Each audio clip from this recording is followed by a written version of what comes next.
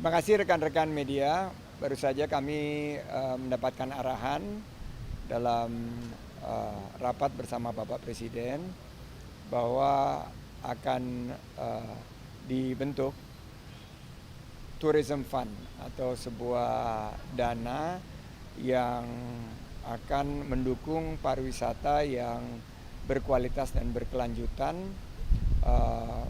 seperti mengundang event-event berkelas internasional, event-event budaya, olahraga, maupun juga MICE. Tourism Fund ini sudah diperkenalkan di beberapa negara seperti Singapura, juga di Saudi Arabia, maupun di negara-negara lain yang memberikan penekanan khusus kepada pengembangan pariwisata. Tourism Fund atau dana pariwisata ini akan nanti dibentuk dengan pendekatan tata kelola yang baik dan memberikan fokus kepada pariwisata hijau, berkelanjutan, pariwisata yang berkualitas, yang mengutamakan kekuatan budaya kita. Sehingga nanti wisatawan yang datang ke Indonesia bukan hanya diukur oleh kuantitasnya, jumlahnya, tapi juga kualitasnya, lama tinggalnya, belanjanya di ekonomi lokal, maupun bagaimana mereka bisa menciptakan peluang usaha dan lapangan pekerjaan di sektor pariwisata dan ekonomi kreatif. Arahan Bapak Presiden ini segera ditindaklanjuti dengan segera. Yang kedua adalah persiapan MotoGP.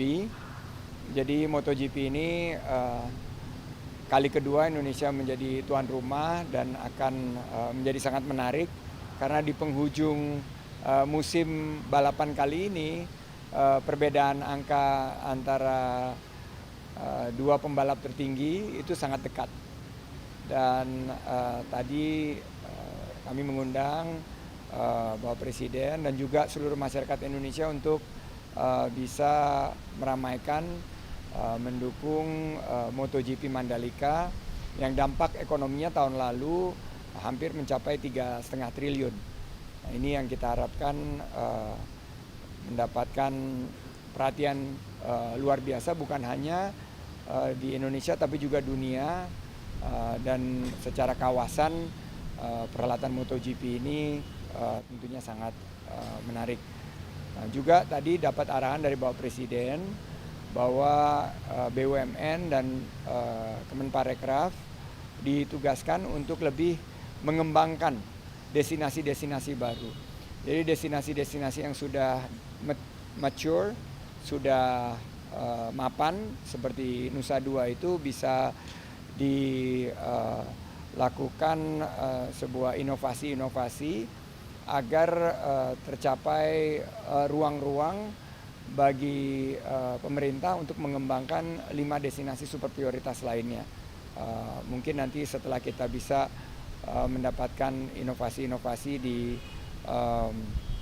pendanaan untuk Nusa Dua, ini bisa digunakan untuk pengembangan Labuan Bajo, Mandalika, Likupang, dan harapannya juga 5 destinasi super prioritas, dan ada beberapa lembaga yang sudah mengelola seperti Badan Otorita yang ada di Kemenparekraf ini bisa lebih bersinergi sehingga akan lebih banyak investasi, karena tahun ini tema dari Hari Pariwisata Dunia atau World Tourism Day adalah Investment and Green Tourism.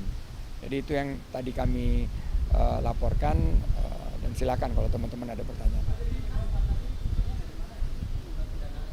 Sumber pendanaannya nanti akan dikaji, apakah nanti akan memakai dana abadi ataukah melalui, karena kalau kita lihat devisa dari sektor pariwisata itu adalah 20 sampai 25 miliar US dollar per tahun sebelum pandemi. Apakah itu nanti akan menjadi sumbernya dari sana ataukah dari sumber dana lainnya. Ini nanti akan dibentuk tim khusus untuk mengkaji agar kita bisa menghadirkan pendanaan yang berkelanjutan, sumber dana yang akan hadir setiap tahunnya untuk mendukung event-event. Jadi kalau dilihat negara-negara yang bisa menarik event-event berkualitas internasional ini punya fund yang mempermudah dan memberikan keleluasaan bagi sektor pariwisata dan MICE-nya itu untuk mengundang event-event berkelas dunia dan internasional. Jadi sumber pendanaan ini nanti akan ditelaah sehingga governance-nya terjaga, tapi tidak akan membebani juga APBN terlalu besar maupun tidak akan membebani juga wisatawan. Kita akan cari equilibrium di mana ini akan menjadi berkelanjutan, tidak memberatkan, tapi justru akan menambah kualitas dan aspek sustainability dari sektor pariwisata kita. Mungkin di awal cukup kita melihat di tahun depan targetnya ini akan dimulai tidak terlalu besar karena kita juga akan merevisi undang-undang pariwisata dan sekarang ada di prosesnya di DPR dan ini nanti akan dijadikan salah satu bagian daripada undang-undang pariwisata yang baru ini. Sebagaimana suatu inisiatif baru, ini harus kita kalibrasi untuk pembiayaannya di awal tidak terlalu besar, supaya nanti aspek tata kelola dan sumber daya yang terlibat ini bisa dilakukan dengan good governance. Nominalnya belum, tapi tadi angka yang dibicarakan itu sekitar 1 triliun rupiah.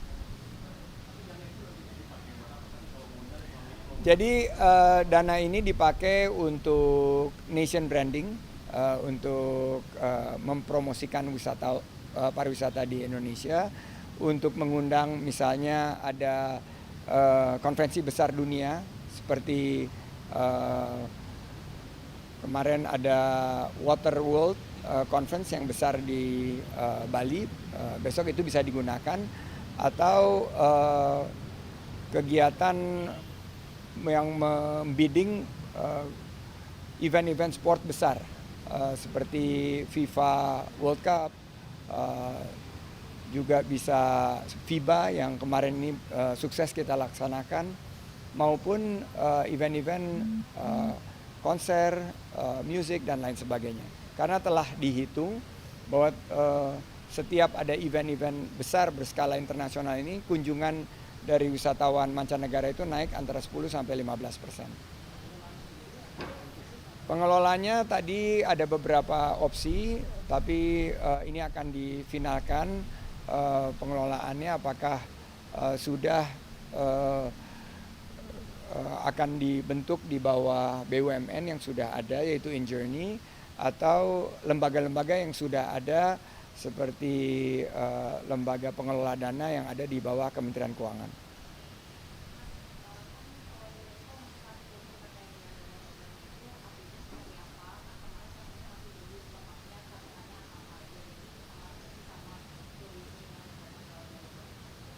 Ini pelajaran ya bagi kita ya, dan seperti alarm juga. Jadi salah satu yang diangkat walaupun kita masih tunggu penjelasan resmi dari UNESCO awal tahun depan, tapi yang terlihat adalah aspek sinergitas antara badan pengelola dengan pemangku kepentingan yang lain.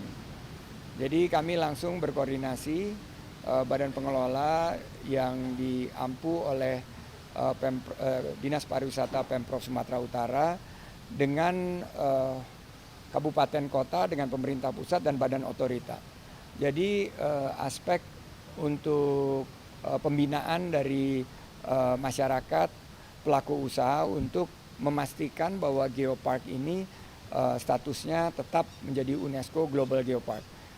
Kita akan siapkan langkah-langkah strategis, dan setelah mendapat lengkap dari UNESCO tentang hal-hal apa yang perlu kita perbaiki, kita akan siap dan mampu melaksanakannya. Salah satunya adalah mengintegrasikan antara badan pengelola komunikasinya dengan badan otorita. Jadi itu yang menjadi catatan dari kita, dan ada beberapa langkah-langkah tentang keberlanjutan lingkungan, pengelolaan sampah, pengendalian mutu air, event-event seperti F1 Powerboat, sosialisasi yang lebih baik, sinkronisasi dan harmonisasi dari kebijakan itu yang nanti akan kita perbaiki ke depan.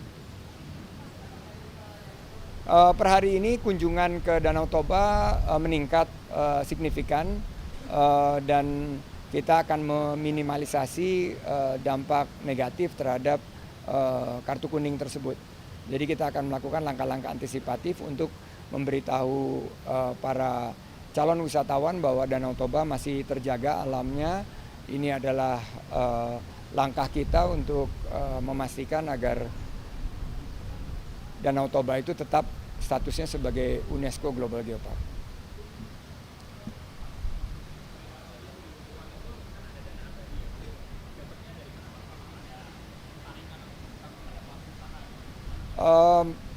Tadi tidak dibicarakan tarikan kepada pelaku usaha, tapi lebih dibicarakan porsi pemerintah maupun juga porsi pendapatan pemerintah dari devisa pariwisata dan pendapatan dari tarif visa.